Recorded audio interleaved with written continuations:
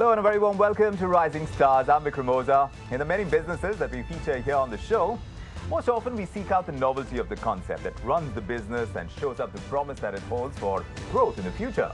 But there are businesses out there that are spin-offs of family businesses that are still startups, and many of them are still bootstrapped. One of them is Skin Yoga that makes skincare products for both men and women since the year 2013. It's run by three sisters, and joining us is one-third of that trio. Jagruti Chaudhary is here, co-founder. Great to have you with us, Jagruti. It's lovely to be here. Yes, Jagruti, do tell us, you make face, body, gift products, which are all branded under Skin Yoga. Tell me about the need gap that you were trying to fill when you set this up in 2013, because I know that it's an extension of a family-run business, but skincare wasn't part of what you guys do back in the family business, right? Absolutely. So the need that we at Skin Yoga are trying to meet is creating 100% natural. Not 99%, not 98%, but 100% natural skincare line that can be used by everybody in the family, from a toddler to an adult. And over time, people have realized the harmful effects of chemicals and what cancer is, and how it is caused by using chemical-based products. Right. And we see a huge gap in the market even today because the term natural is very vaguely defined. So with the help of Skin Yoga, we are bringing to you very simple formulated skincare products, which is as good as you can eat it. But these products aren't what you are going to eat, right? It's not something that you'd want to kind of market yourself on, or is it something that you have done? And I want to understand the market, because in India, when you kind of talk about natural, it's very different from marketing it elsewhere. And I know that you're present in 29 countries already. So tell me about how you're catering to the different markets and how they perceive the term natural. Absolutely. So the term natural by law is very vague, as I said. If you just use 3% ingredients in your products, and the rest 97% can be all chemicals or preservatives, you can still call your products natural. That's in some countries. In other countries, if you're 90% natural, you can still call it natural. In India, it's something like that. You can just put few ingredients natural and it's still natural. Yes. So that is the education that we're trying to provide to the customers worldwide by terming our Skin Yoga as not just natural, but 100% natural. And that's why we emphasize that you can eat the product. Because if it was not safe to eat it, it wouldn't be 100% natural. It would be not good enough for you to put absolutely. on your we absolutely face believe or your that. body. Yes. Yes. So that's one part of it. Do tell me about the business model and where you find yourself 4 years into starting it. Sure. So there are two models that we follow. One is the manufacturing model, where we manufacture the product from the start till the end. We procure the ingredients from the place of origin. We manufacture it, and then we sell it to wholesalers and retailers worldwide. Right. And distributors as well, regional distributors. The second model is the e-commerce model, which we cannot skip. So through marketplaces and our own website, we provide the products and sell it on commission basis. Right. So which one, is it the manufacturing business that does better for you, the online sales model? And I know that you're available in select boutiques as well. Yes. So that's part of the growth process, I would imagine. So what is working for you right now, based on which you're likely to see more growth in the future?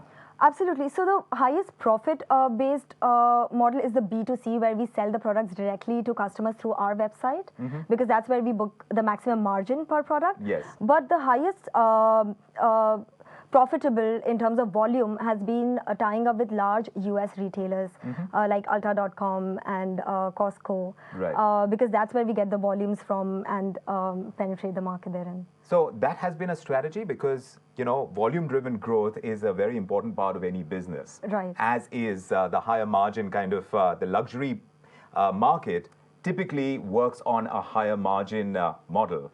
To that extent, how do you see the company growing? Do you see these two growing parallelly? Personally, for us, because we are still a new company in the market, people need to know about the brand and they need to experience the brand.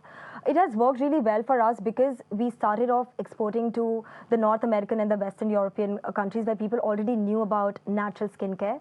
So the penetration was faster as compared to the Indian penetration, where we still need to educate our customers about choosing the right product. Right. So exports has worked really well for us. Correct. So exports are big in which parts of the world? Because I know the American market is doing very well for you, isn't it? Yes. So America and the Middle East region are our biggest markets right now. So marketing-wise, I haven't seen much of you in India, but you're saying from our offline discussion that you have been present in the online space for a very long time. In fact, ever since the company was incepted. Yes.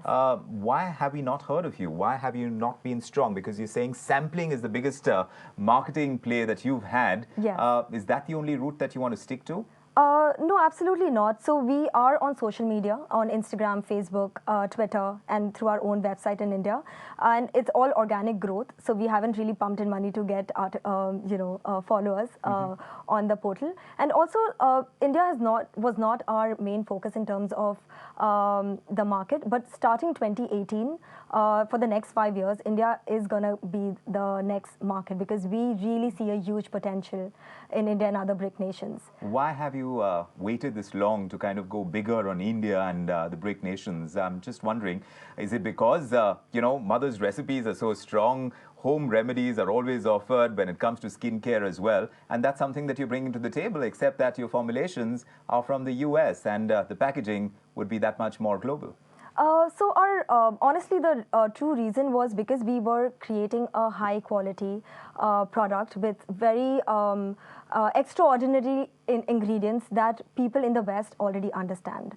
And that I'm talking about the majority. In India, we understand it a lot, but here I'm talking about the market. And being a startup, when you know that your products are going to do in certain markets, you want to be safer and say that, okay, you know what, let me see how the products are doing in the markets that people already understand the products in. So that's when we introduced the market, and then realizing that India is picking up in terms of the trends and their preferences is shifting. And India being the biggest market and globally the companies want to enter India. But what about the demographics? Is it remarkably different, the kind of audience that you cater to, say, in the United States as opposed to the market in India or the other countries that you would like to be present in? So the market in India specifically, it's very niche market. Here people are using high-end products which are marketed globally and are owned and run by the big 4 or 5 brands in the world. Yes. So they are very comfortable spending their money on those brands. Yes. But gradually they are learning about other new brands, and that those are our customers in India. Versus in US, it comprises of all the people because our products in the US are not as expensive as other products. So we are still in the mid-range. I see. So then the positioning of it becomes very important. Yes. The niche quality of the product range that you bring to the table, the aspirational value of it, all needs to be built up differently in different markets. Yes. I'm just wondering, how are you going to keep your costs low? Because all the raw materials that you're talking about, a lot of them come from India. Yes. But also, the formulations are being done in India, and raw material costs typically tend to go up by way of pricing. Yes. You have a manufacturing unit in Gujarat as well, I understand. Yes. And that would have taken a considerable amount of capital expense. So tell me about the kind of expenses that you've already incurred. I know you've been bootstrapped for the last 4 years, but tell me about the overall picture when it comes to really keeping this entire enterprise, an expensive enterprise, to keep it going.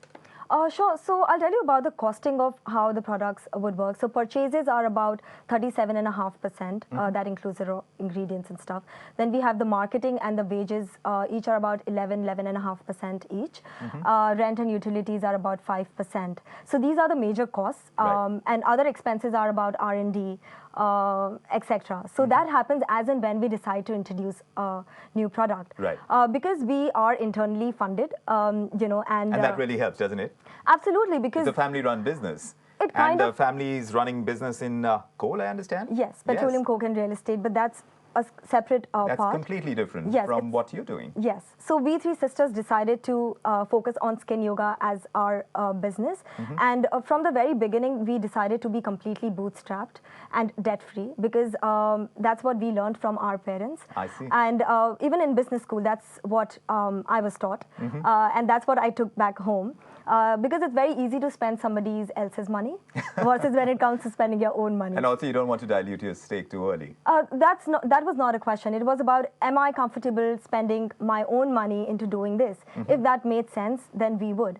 Right. So for us, it makes sense into investing in R&D versus having a celebrity endorse our products and paying for that. Right. Yeah. So what's the outlook now? How are you planning to grow the business, considering that you're 4 years into it?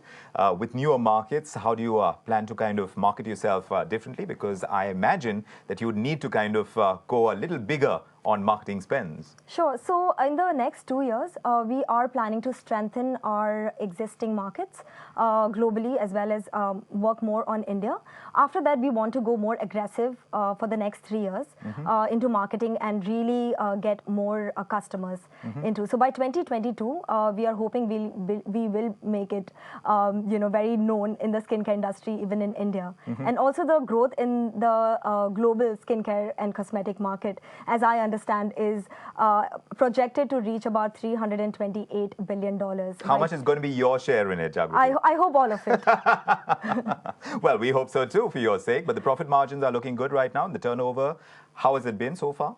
So net profits are about 8.5% to 10%, and whereas gross margins are around between 40 and 50%. That's fantastic. And we hope you can sustain that and grow that very quickly too. Thank you. Because an Indian brand in the entire luxury space is going to be very welcome. But of course, we know there are brands out there like Forest Essentials, etc., who are making their mark and who are deriving that opportunity from the global need for natural products as well. Great luck going ahead, Jagriti. Great to have you with us. Thank you. It was lovely having you.